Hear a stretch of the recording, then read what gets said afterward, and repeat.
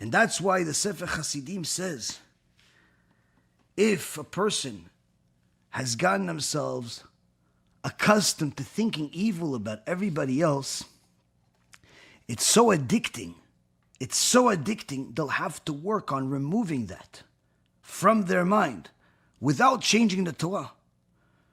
That's why when somebody asks me, listen, what if we teach the kids without teaching them about Hashem's punishments?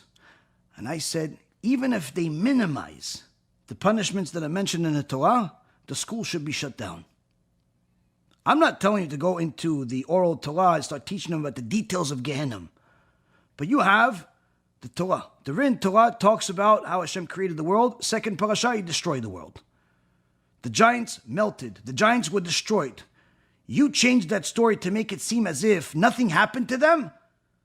You should never teach again.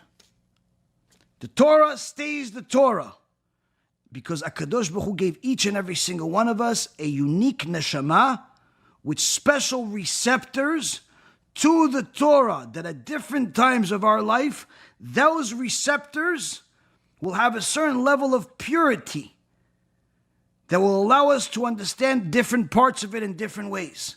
You don't need to change the Torah. The Torah is perfect. The imperfect part is you. You have to deliver the perfect Torah and let the Torah do its job. Don't change the Torah in order to customize it for people. Give the Torah as it is.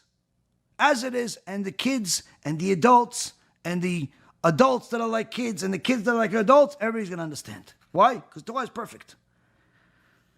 But when you start thinking that you can make decisions for people, it's very easy to get to a conclusion that nobody's good enough. Only you.